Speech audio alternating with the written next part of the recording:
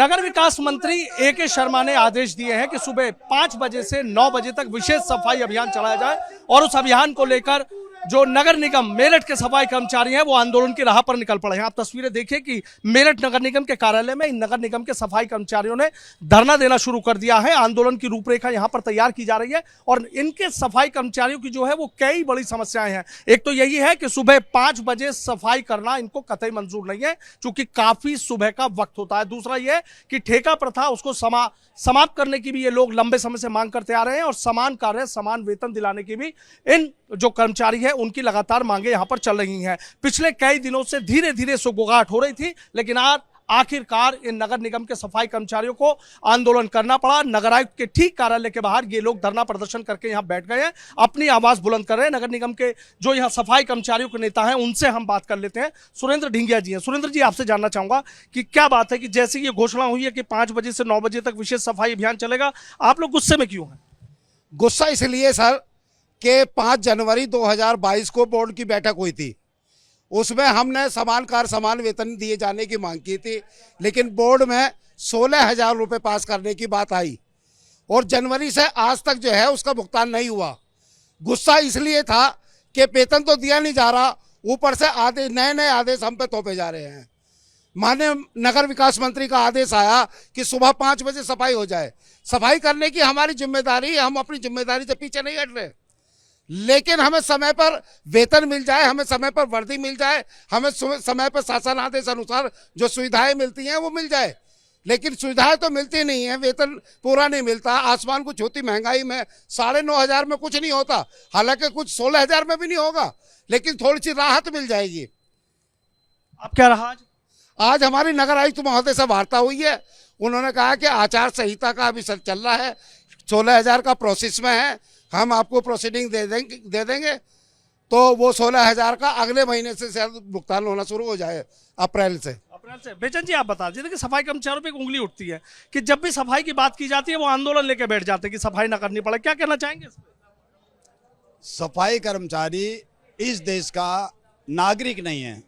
कहीं जब से मोदी सरकार आई है, स्वच्छ भारत अभियान के नाम पर सफाई कर्मचारियों पर बिजली गिर रही है, रात दिन सफाई कार्य कराया जाता है। एक कर्मचारी भारतीय जनता पार्टी सरकार में सफाई कर्मचारी रखा नहीं गया, ठेका प्रथा समाप्त नहीं की गई।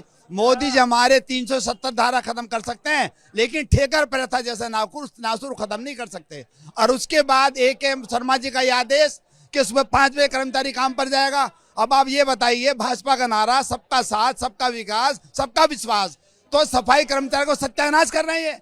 जब सफाई कर्मचारी सुबह 5 बजे काम पर जाएगा, उसके बच्चे को स्कूल कौन भेजेगा?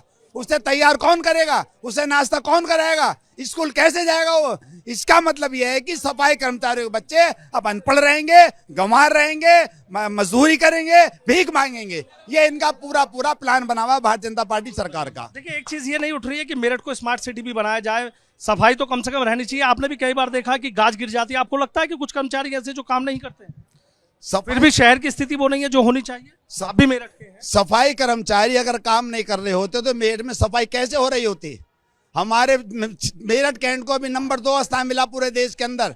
वहां पे वेतन मिलता 15,000 रुपए, यहाँ मिलता 9,000 रुपए। अगर आप कर्मचारी वेतन देंगे पूरा, तो काम भी वो पूरी उसी ईमानदारी के साथ करता है, लेकिन आप वेतन दे ही नहीं रहे, पैसे बढ़ा ही नहीं रहे, ठेका प्रथा कानून का उल्लंघन कर रहे हैं। मैं आपको बताना चाहता हूं कि जब ठेका प्रथा के हिसाब से आप किसी कानून का पालन नहीं कर रहे, तो कर्मचारियों को 60 साल को रिटायर क्यों कर रहे हैं? आप सीएमओ के सर्टिफिकेट तक को नहीं मान रहे। आप सुबह 5 बजे डंडा ले खड़े हो जाते हैं जाकर, आप ये नहीं देखते कर्मचारी को वर्दी मिल रही है नहीं मिल रही है, उस पर उपकरण है कि नहीं है, उसके घर में पैसा पहुंच रहा है नहीं पहुंच रहा है, बस जवाब जो है हड़काने में लगे। मैं आप तो बिल्कुल आपकी बात ठीक है, आपकी भी समस्या वाजिब है, लेकिन आपको नहीं लगता कि मेरठ भी इंदौर है लगातार नंबर 1 शहर बना हुआ सफाई में, आप नहीं लगता कि मेरठ भी नंबर 1 बनना चाहिए? कम से कम 3,000 कर्मचारी मेरठ में भर्ती होने चाहिए, और मेरठ में अगर 3,000 कर्मचारी भर्ती होगा, मेरठ को इंदौर नहीं पेरिस बना देंगे। ये विश्वास मैं दे रहा हूँ सफाई कर्मचारियों की तरफ से। अब नगर आयुक्त से वार्ता हुई, अब क्या हल निकला?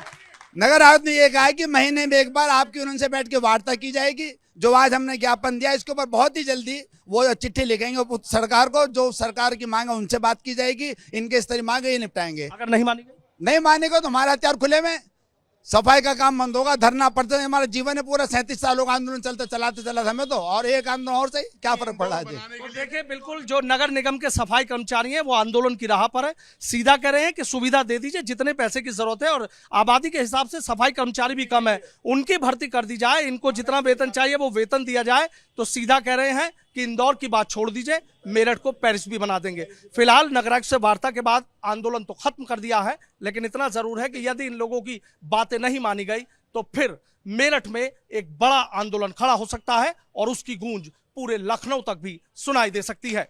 वीडियो जर्नलिस्ट सत्येंद्र सिंह के साथ सनुज शर्मा, एबीपी गंगा, मेरठ।